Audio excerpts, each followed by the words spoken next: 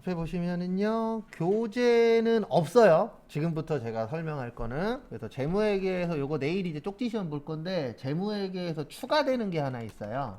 그래서 암기를 해주셔야 답을 맞출 수 있어요. 그래서 뭐가 추가가 됐냐면, 교재에서 빼버렸더라고요. 시험 문제에 가끔씩 나오긴 하는데, 교재에서 2페이지인가 3페이지를 빼버렸어요. 그 파트라. 변경이 나와요. 변경하고 오류. 그래서 우리가 변경이라는 것도 고치는 거고 바꾸는 거죠. 근데 오류도 뭐 하는 거죠? 고치는 거예요. 근데 이제 차이가 뭐냐면 변경은 맞는 방법에서 맞는 방법으로 바꾸는 게 변경이고 오류는 잘못된 걸 뭐 하는 거죠? 고치는 거죠. 근데 저희가 기억해야 될 거는 변경만 기억하시면 돼요. 왜냐면 시험 문제에서 변경하고 오류를 섞어요. 그래서 두 가지가 있어요. 정책의 변경하고 추정의 변경. 그래서 두 줄만 외우시면은 재무회계에서 추가로 외울 거는 다 설명드렸어요. 아까 설명드렸던 그 대손충당금에서 대손상각비, 기타의 대손상각비랑 그 다음에 재고자산에서 단가 결정 방법 있었죠? 그거 두 줄이랑 요것만 추가하시면은 일단 암기하실 거는 재무회계 파트까지는 된 거예요. 그리고 원가회계는 별도로 쪽지 시험 안 봐요. 왜냐면 그때 본 거 그대로가 다라. 그리고 나머지 이제 계산 문제인데 계산 문제는 이해를 좀 하셔야 돼요. 그래서 그건 추후에 하면 되고. 그래서 정책의 변경에서 정책의 뜻이 뭐냐면은요, 법이에요. 뭐라고요? 법. 그래서 우리나라에서 정책 만드는 데가 어디예요? 여의도잖아요. 여의도 국회의사당. 그래서 정책의 변경은 어떤 법을 바꾸는 거예요. 그래서 어떤 법을 바꾸는 건데 감가상각 방법은 아니에요. 왜 그런지는 설명드릴게요. 그 다음에 소급법. 그 다음에 다음 거 보시면 추정의 변경은 감가상각이나 대손 이런 것들을 변경하는 거고요. 전진법. 일단 쓰세요.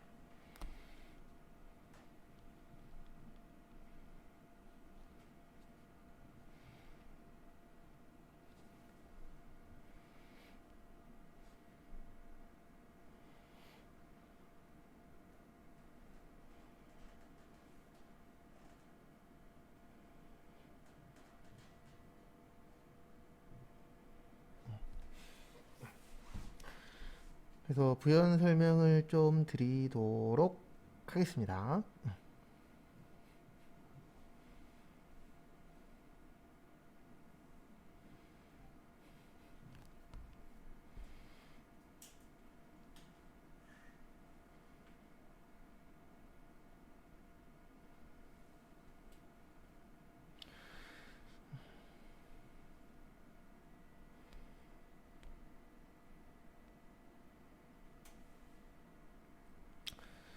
그래서 보시면은요, 첫 번째로 정책의 변경은 법 바꾸는 거라 그랬는데 감가상각 방법은 아니에요. 왜냐면 감가라는 게 가격이 뭐 하는 거죠?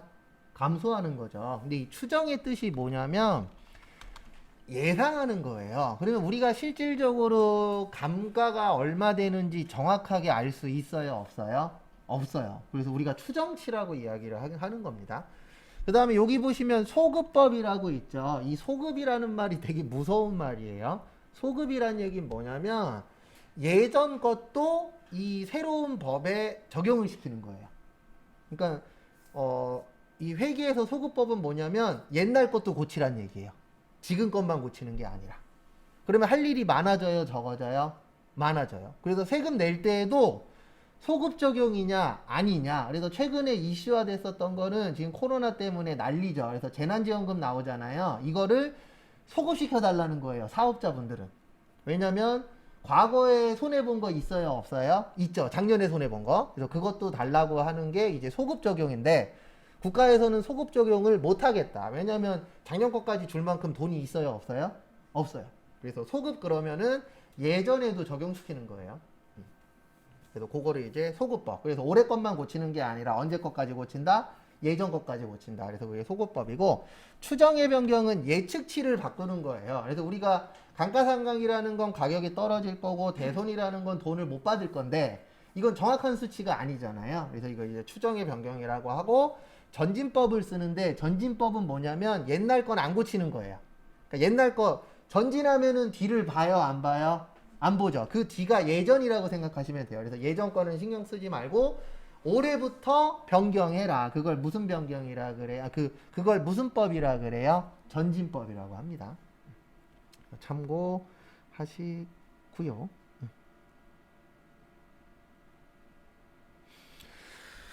그 다음에 교재는 어디 갔냐? 부가가치세 처음부터 다시 볼 거예요. 교재는 몇 페이지 피시냐면은 234페이지 피세요. 전산 세모.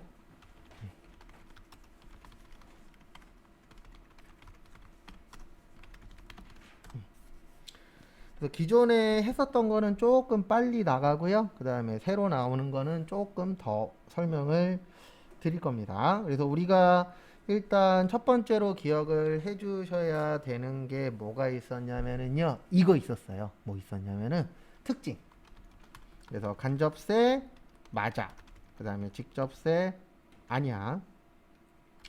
그 다음에 일반 소비세 맞아. 개별 소비세 아니야. 그 다음에 시험 문제는 요거 잘 나와요. 전단계 세액공제법 맞고 전단계 고려공제법 아니고 그 다음에 소비지국 과세원칙 맞고 생산지국 과세원칙 아니고 거기 있는 게 그거예요. 그래서 교재 잠깐만 보도록 하겠습니다. 그래서 보시면은요. 부가가치세 정의 부가가치세는 이론상 부가가치를 과세 대상으로 하는 조세이다. 부가가치란 기업이 일정 기간 동안 생산, 유통 등의 사업 활동에서 창출한 가치이다. 그래서 밸류 애드 텍스라 그래서 우리가 VAT라고 표현을 하죠. 그거 참고하시고 그 다음에 나머지는 볼 거 없고 쭉쭉쭉쭉쭉 넘어오셔서 236페이지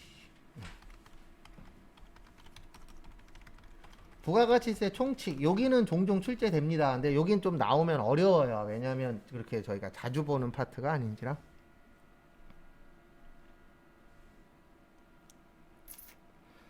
그래서 같이 한번 보시면은요.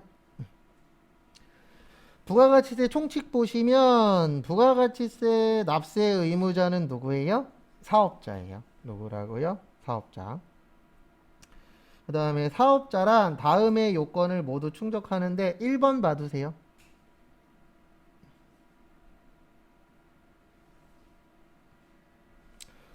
그래서 1번 보시면은요.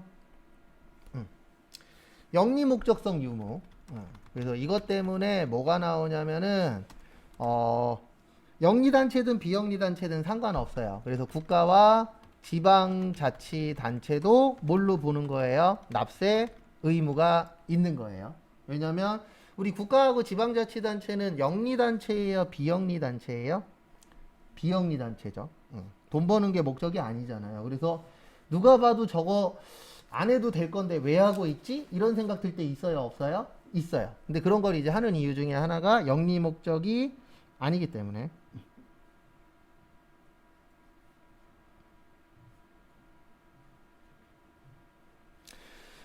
그 다음에 보셔야 되는 게 4번. 4번에 보시면 계속적이고 뭐여야 돼요? 반복적. 그래서 일반적으로 우리가 사업자 그러면은 그 하나를 계속하는 사람이잖아요.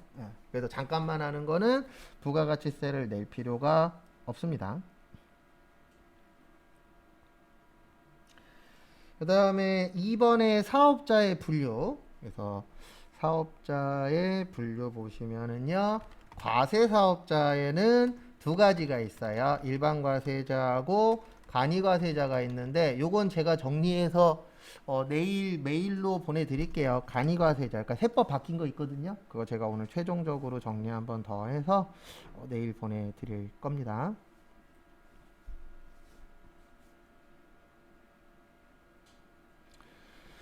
그래서 간이과세자를 좀 외우셔야 돼요. 간이과세자는 직전 연도 공급 대가가 얼마로 바뀌었다고요? 8천만 원. 거기 밑에는 4,800으로 되어 있어요. 그거 고쳐주세요. 그거 작년 거라. 그래서 지금은 얼마라고요? 8천만 원 미만이어야 되고요. 그 다음에 이분들은 누구만 가능해요? 개인만. 뭐 발행한다? 영수증. 그 다음에 공급 대가가 4,800만 원이 안 되면 납부 뭐요? 면제인데, 요번 시험에 나올 확률 엄청나게 높아요. 근데 전산회계 1급이 될지 전산세무 2급이 될지는 모르겠지만 시험에 웬만하면 나올 것 같아요. 그건 좀 참고를 해주시면 감사하겠습니다.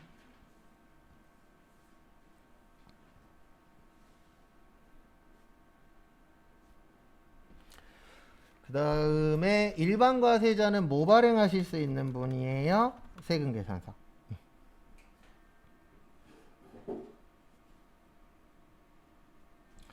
그 다음에 면세 사업자는 뭐 발행할 수 있다고요? 계산서. 요거는 기본이니까 좀 알고 계시면 도움이 되실 겁니다.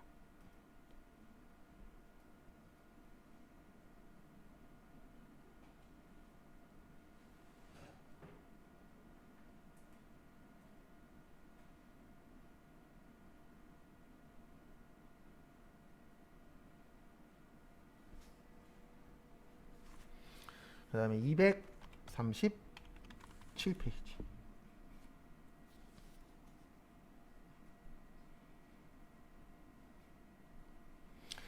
과세기간.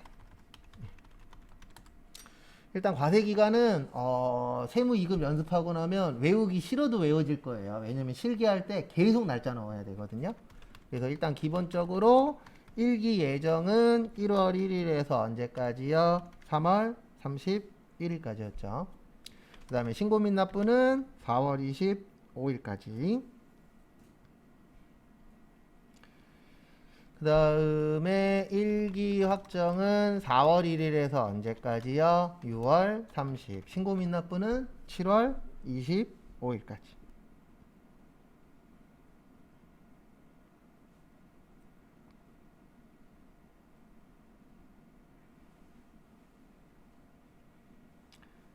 다음에 2기 예정은 7월 1일부터 언제까지요? 9월 30일까지. 신고는 10월 25일까지.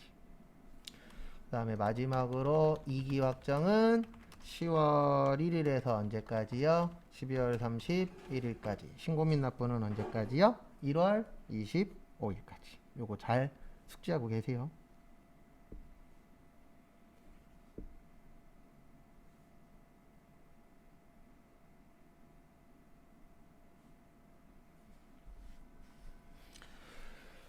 다음에 조금 더 설명을 드리도록 하겠습니다. 그래서 뭐 설명할 거냐면요.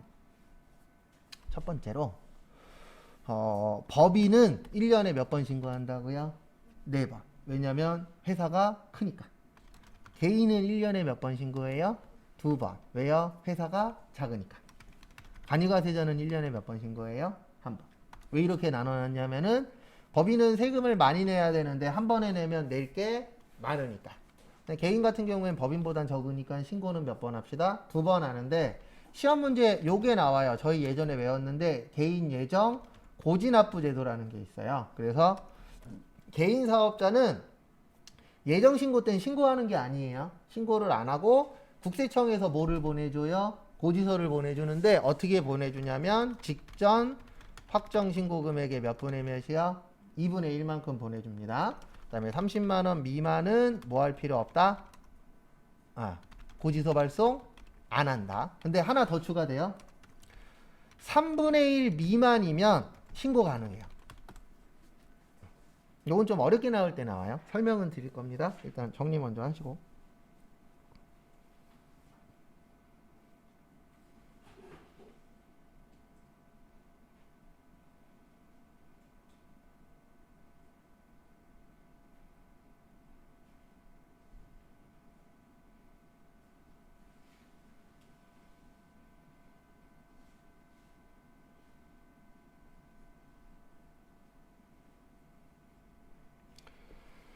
그래서 아이고 들어오셨구나.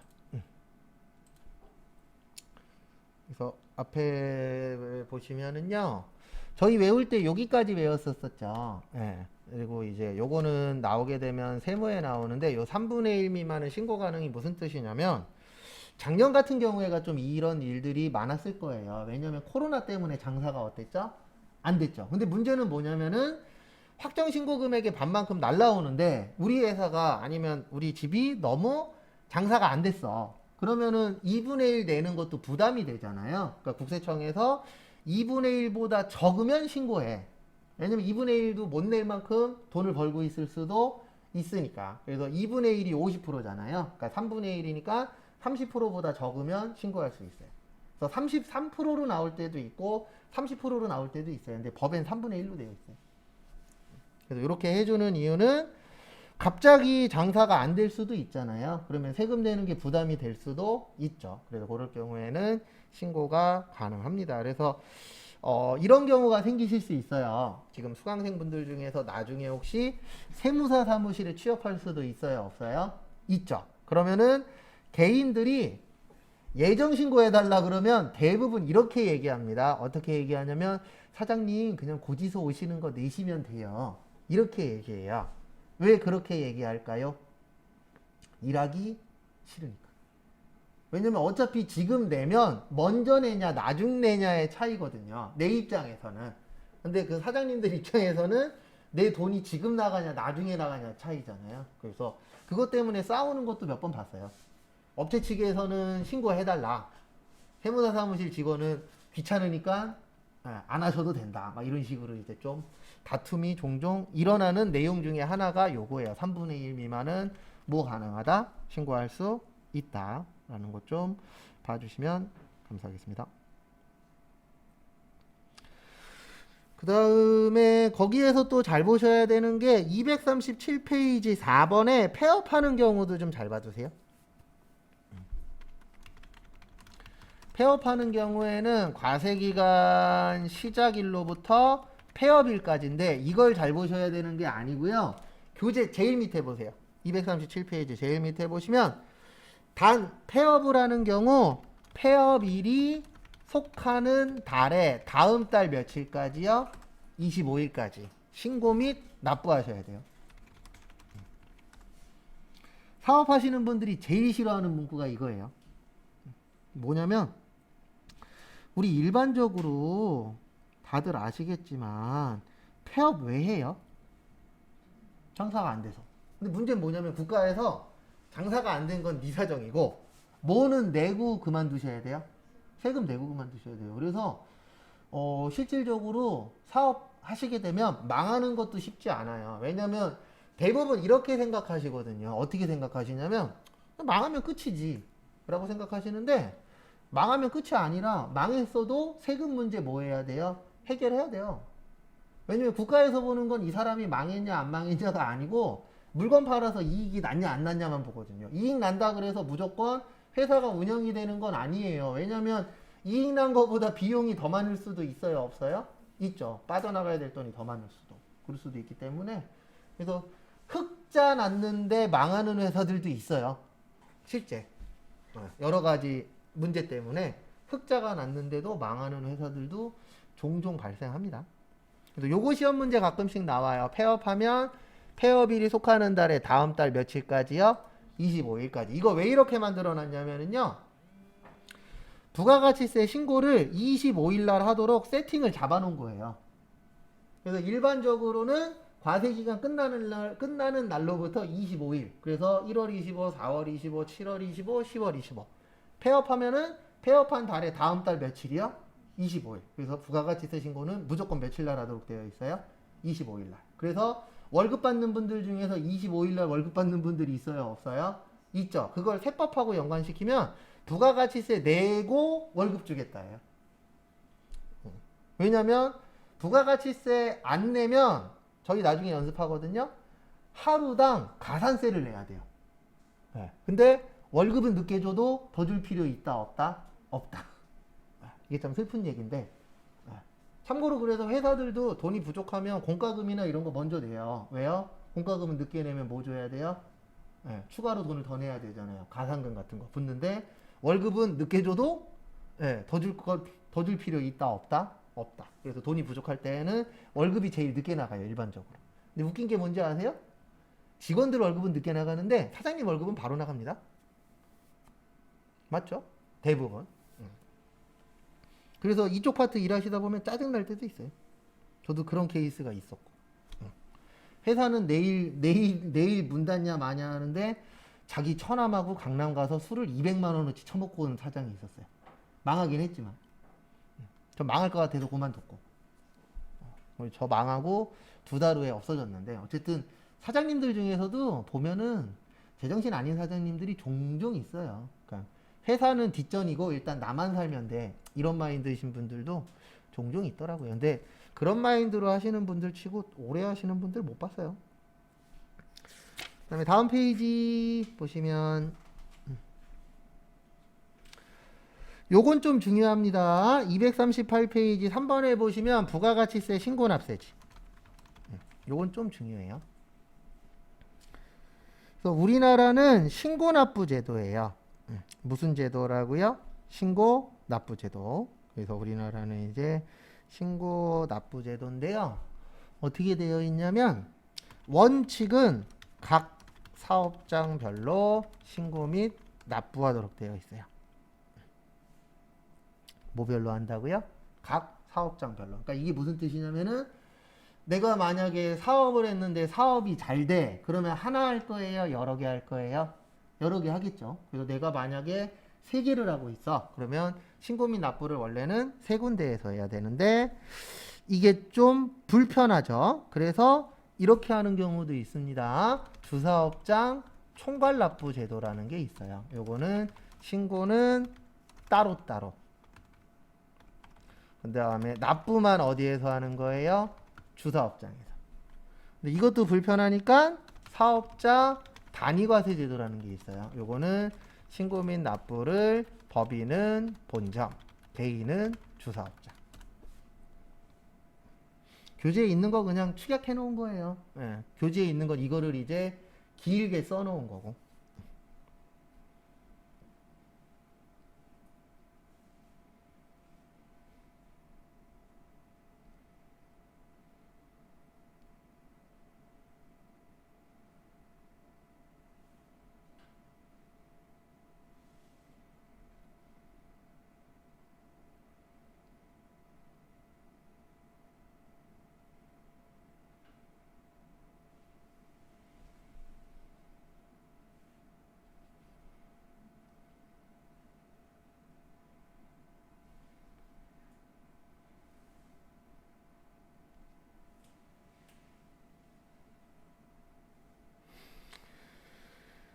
그 다음에 보실 게 한 번 더 설명드리면 원래는 따로따로 신고하는 거예요. 근데 왜 원칙은 따로따로냐면 지금이야 통신이 잘 되어 있잖아요. 근데 예전에는 통신이 어땠죠?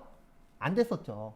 인터넷 이런 거 없었던 시절도 있었잖아요. 그러면 그 당시에는 여러 군데 회사들이 얼마 버는지 이게 파악이 안 되잖아요, 한 번에. 그러니까 다 따로따로 신고하라고 했었는데 이게 통신이 발달하면서 주사업장 총괄납부 제도라는 게 생긴 거예요. 그래서 신고는 따로따로 하고 납부만 한 군데에서 모아서 해라. 근데 이것도 사업자 입장에서 좀 불편하잖아요. 왜요? 여러 군데에서 뭐 해야 되니까? 신고해야 되니까. 그래서 지금은 통신이 되게 잘 되어 있잖아요. 그래서 우리 실질적으로 편의점에서 바코드 찍죠. 그러면 이게 편의점에 있는 데이터에도 쌓이지만 이 데이터가 어디도 넘어가요? 본사로도 넘어가요. 그래서 본사에서 오늘 어느 지점에서 얼마 팔았는지 어떤 게 나갔는지 이런 것들도 데이터를 뽑을 수 있어요. 왜냐면 다 인터넷으로 연결되어 있으니까. 그러면은 한 군데에서 해도 문제가 있어요, 없어요? 없겠죠. 그래서 우리나라에서는 이렇게 이제 세 가지로 쓰고 있습니다. 그 다음에 239페이지 보세요.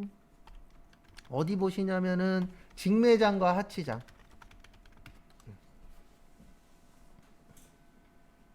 직매장의 뜻이 뭐예요? 네, 직접 매장을 운영하는 겁니다. 그래서 직접 매장을 운영한다 그래서 직매장인데, 직매장은 사업장이 맞아요.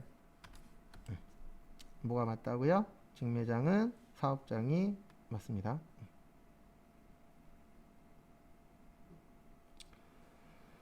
그 다음에 하치장은 사업장이 아니에요. 네, 왜 그러냐면 직매장이라는 건 직접 매장에서 사고 파는 거잖아요. 그러면 사고 팔면 뭐 내셔야 돼요? 세금 내셔야 돼요. 세금 내게 만들려면 뭘로 만들어야 돼요? 사업장으로 만들어야 됩니다. 그래서 직매장은 사업장이 맞고요.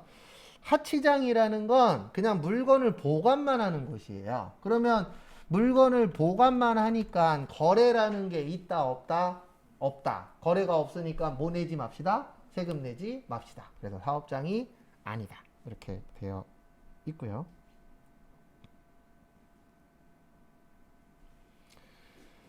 다음에 임시사업장. 임시사업장 옆에다가는 이렇게 적어주세요. 어떻게 적어주시냐면은 기존 사업장의 포함. 그리고 박람회.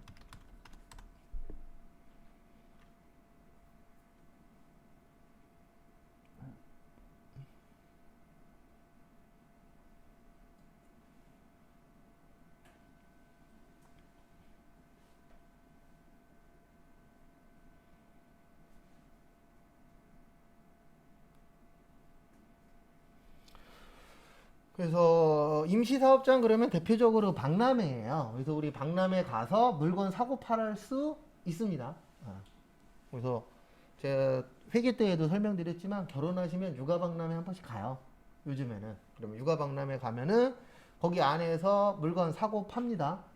그러면 국가에서 봤을 때는 물건 사고 팔았으니까 거래가 발생했잖아요. 그러면 뭐 내야 돼요? 세금을 내야 되는데 어떤 문제가 있냐면 임시잖아요. 그러면 짧으면 하루 이틀이에요. 그럼 하루 이틀 만에 물건 팔고 빠지는데 문제는 짧은 거 가지고 사업장을 만들 수는 있어요, 없어요? 없죠. 그래서 기존 사업장에다가 포함해서 뭐만 내라? 세금만 내라. 그래서 서울 베이비 페어인데 만약에 거기에서 물건을 샀는데 영수증에는 인천이 쓰여 있을 수도 있고 경기도가 쓰여 있을 수도 있어요. 네.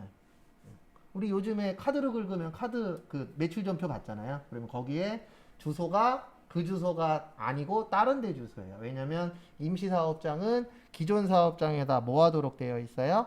포함해서 세금을 납부하시오. 이렇게 되어 있습니다. 참고하시고요. 그 다음에 보셔야 되는 게 240페이지. 뭐 보셔야 되냐면 총괄납부의 신청이라고 있어요. 뭐라고 있어요? 총괄납부의 신청. 거기 240페이지 위에 있어요. 거기 신청 보시면 두 번째 줄에 과세기간 개시일 며칠 전까지는 신청하시래요? 20일 전.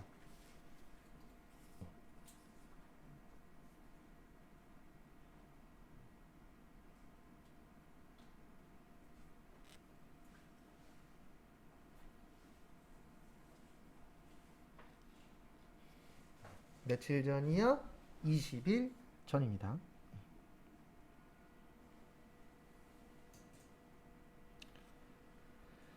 그래서 부연 설명을 드리면은요, 이게 무슨 뜻이냐면 우리가 뭔가를 적용을 받으려면 신고를 해야 되죠. 맞죠? 근데 신고를 해야 되는데 국가에서도 준비 기간이 필요하잖아요. 그러니까 준비하는데 며칠은 걸린다?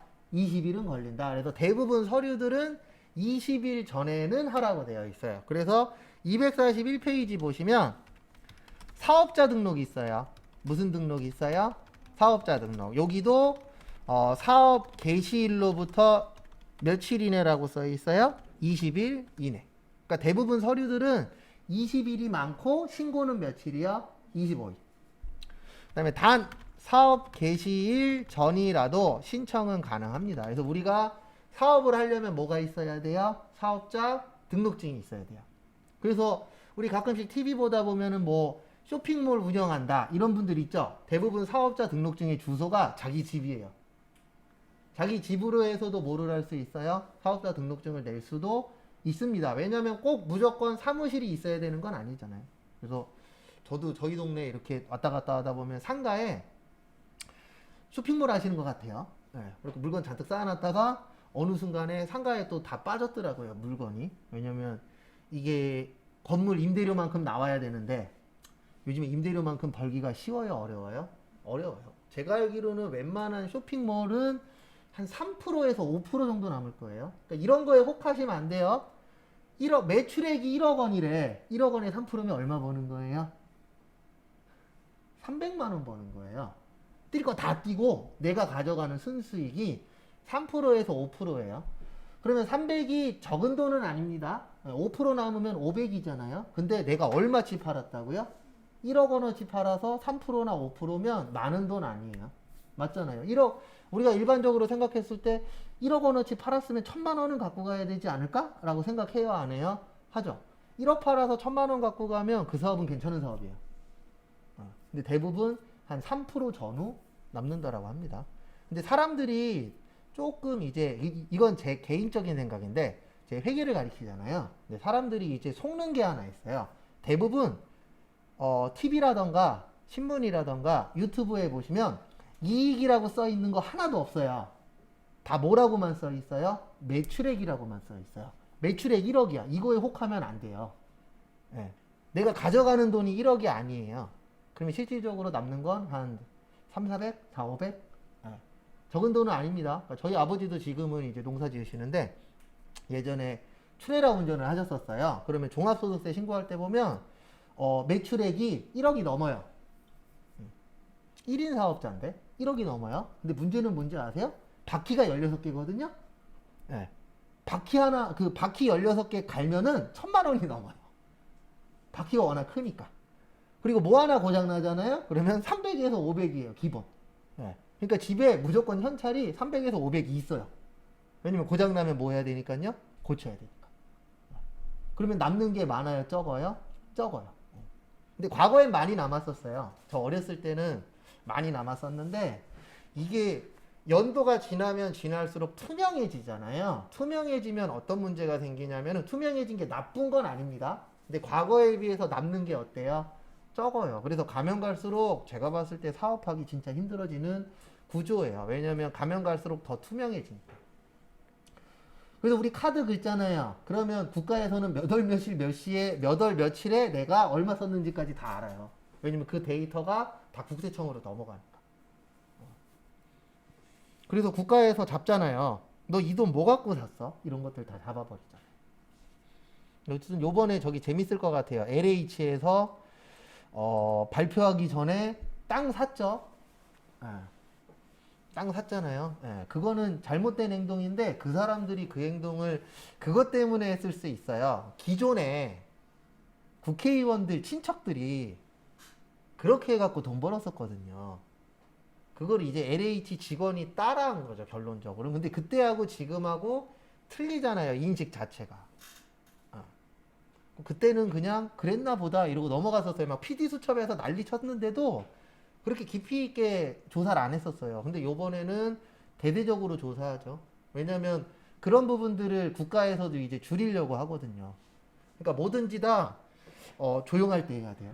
근데 요번에 걸린 사람들은 아마 다 잘리지 않을까? 잘리고 그거 아마 다 팔아서 회수될 수도 있어요. 왜냐면 이건 불법이거든요. 내부 정보 이용해서 뭔가를 하면 이건 불법이에요. 그래서 예전에 그 유재석 씨 있죠. 유재석 씨가 그 소속사 옮길 때 그 정용화 있잖아요. 정용화도 경찰서 갔다 왔어요. 왜 갔다 왔냐면은 유재석 씨 옮긴다라고 소문 난 다음에 주식값이 올랐어요. 그때 판 거예요, 얘가. 근데 이제 어떤 문제가 있었냐면은 다른 사람들이 봤을 때 너 이거 내부 정보 이용해서 주식 판매한 거 아니냐, 주식 사고 판 거 아니냐, 그래갖고 조사 받았는데 무혐의로 끝나긴 했어요. 그래서 원래 내부 정보 가지고 사면 안 돼요.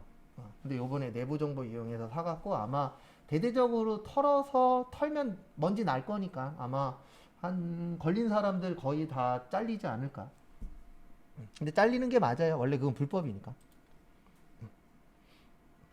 그렇게 치면은 우리 처남이 통일부인데 통일되는 거 내가 먼저 알면은 전 삽 들고 뛰어야죠. 북한으로. 부동산 사야 되니까. 맞잖아요. 아. 진짜 통일부예요. 저희 처남이. 그래서 소식 빠르죠. 근데 그건 있더라고요. 최근에 그 북한에서 넘어오신 분 있잖아요. 잠수해서 넘어왔다라는 분. 그거 얼마 전에 처남 만나갖고 물어봤는데 자기는 안 믿는데요. 기자들이 쓴 거. 왜냐면 기자들이 쓴 것들은 좀 과장된 게 워낙 많아서 그래서 물어봤더니 아직 내부 정보는 없다고 그러더라고요. 그래서 지금 조사 중인 것 같다고. 자긴 들은 거 없다고. 그래서 결론적으로는 뭐 3시간을 수령했네 막 그런 얘기 하잖아요. 일단 그거는 좀 보류처럼 얘기하더라고요. 근데 어쨌든 가능은 할 것 같아요. 왜냐면 우리 그런 얘기 하잖아요. 내가 죽을 것 같으면 초인적인 힘이 생긴다고. 북한에서 넘어오다 걸리면 죽을 수도 있잖아요. 근데 그게 이론적으로는 불가능한데 그래서 우리 그런 것도 TV에 가끔씩 나오잖아요. 사람 한두 명이 자동차 막 드는 거. 이거 가능해요? 불가능해요?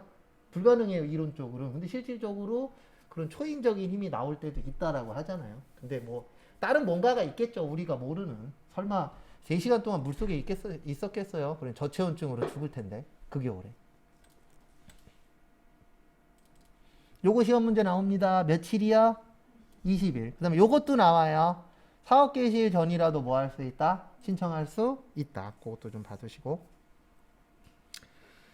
그 다음에 하나만 더 보고 쉽게요. 이거 교재에 빠져 있는데 우리 외웠었던 필요적 기재사항.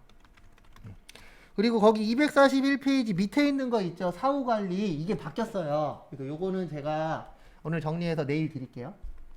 필요적 기재사항은 꼭 숙지하십시오. 4가지 있었죠. 공급하는 자의 등록번호, 상호 및 성명. 그 다음에 공급받는 자의 등록번호, 작성, 연월일. 공급가액과 뭐요? 세. 끝.